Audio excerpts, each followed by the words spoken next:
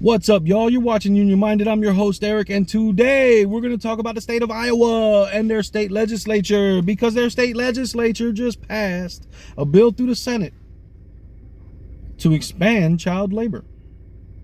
And the Republicans in Iowa are very offended that the Democrats in Iowa are calling this bill a child slave labor bill. They say it's shock value, whatever. We've had child labor in the past, and thanks to unions, we fought and defeated child labor. We fought and created a public education system for our children to go to instead of going to the industries. We already fought this battle, and the fact that these folks are trying to expand child labor law by lessening restrictions on it is indicative of trying to get cheap labor for the businesses in Iowa who don't want to pay a fair wage to the workers who don't want to do the job for less than a fair wage. Let me explain something. Income inequality is at a level that it's never been seen before. That means even in the times when things were so bad that workers thought they needed a union, the times weren't as bad then as they are now, and we have unions. Think about that. The disparity between the wealthy and the poor when unions were born is worse today than it was when unions were born. And those were the circumstances that petri dish that spawned organized labor.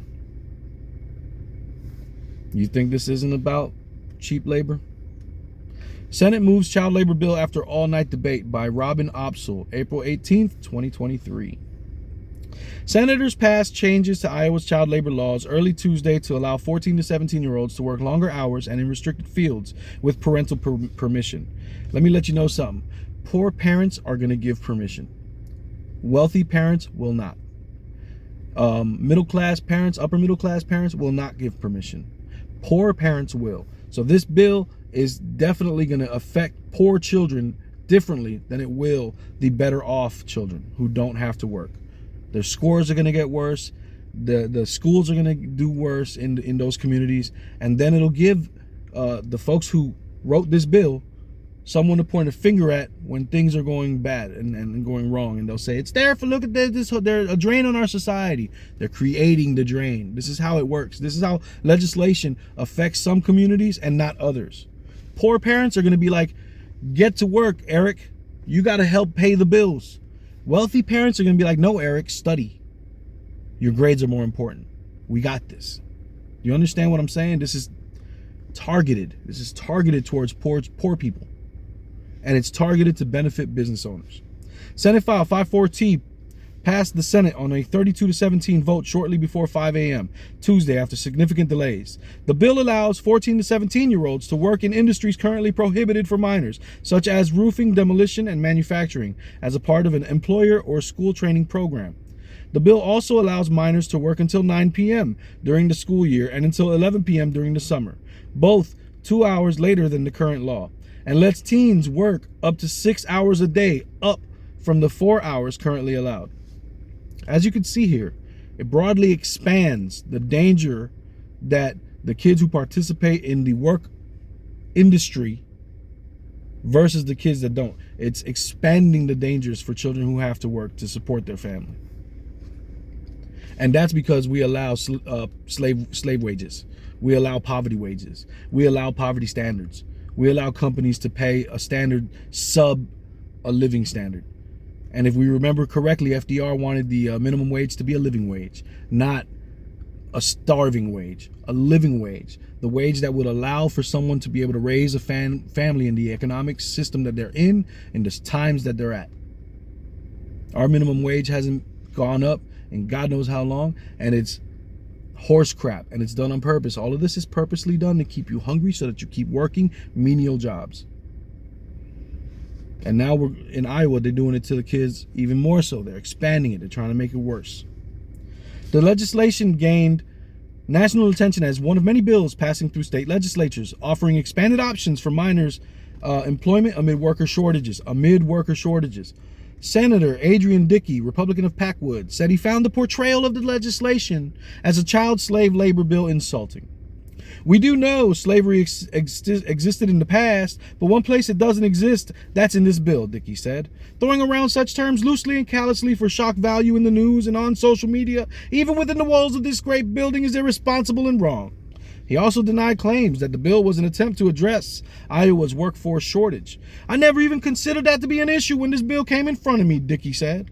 It simply is providing our youth an opportunity to earn and learn at the same time frame as their classmates do, while participating in sports and other fine arts. Let me tell you something. Right here in Stafford County, our schools are underfunded, and we're about to lose art class and music class. There's your fine arts. That's right here in Stafford County. We're about to lose that.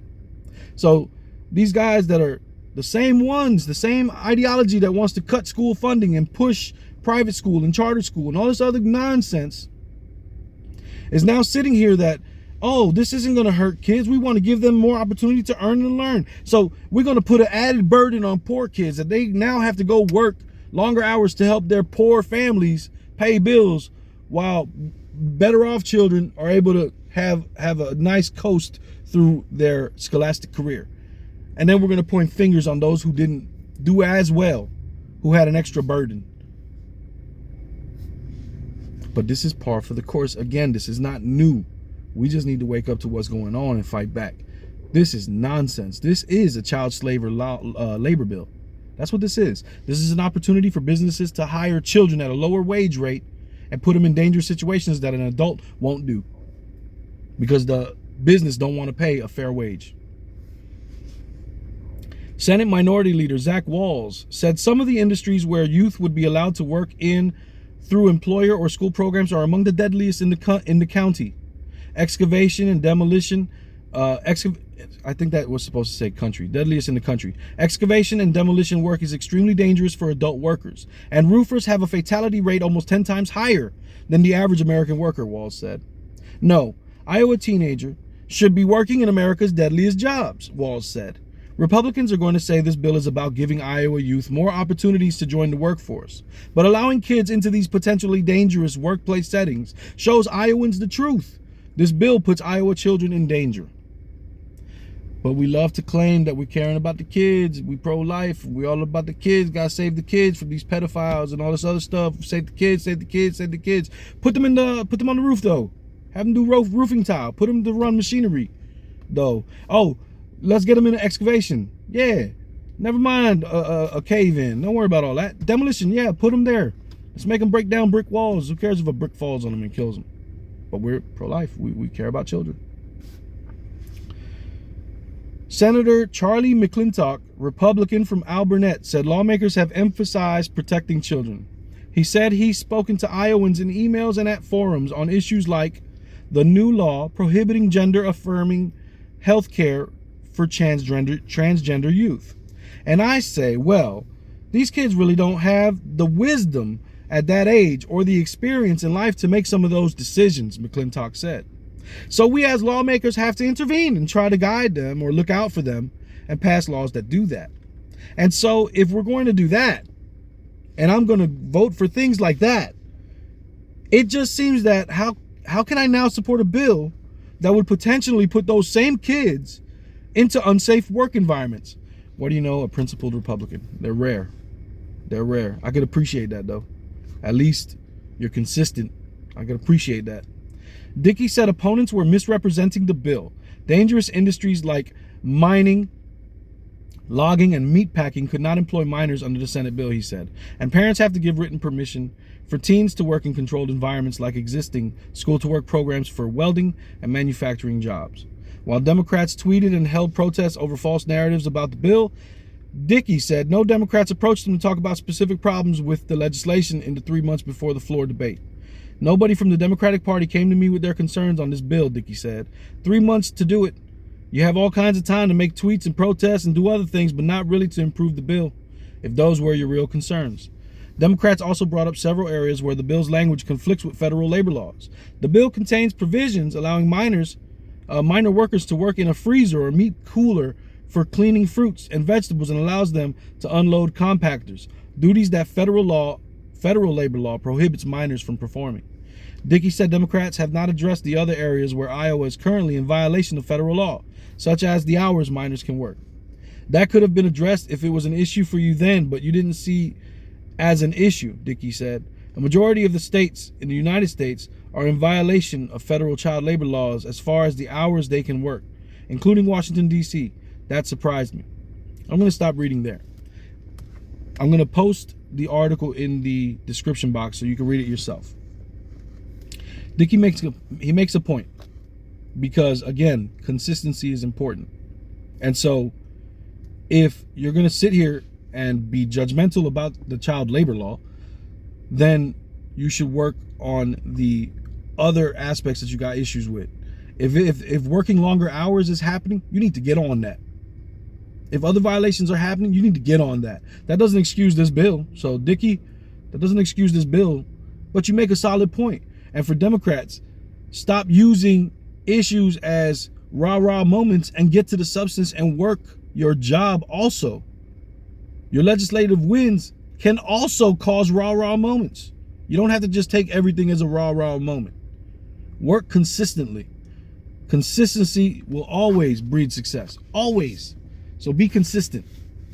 Anyway, my name is Eric. You're watching Union Minded. I hope you found this video informative. And remember, the fight's not left and right. It is up and down. It's going to take solidarity to win always. Each one, teach one. Get out there and reach one. And remember, there can be no union without you and I front and center. Peace.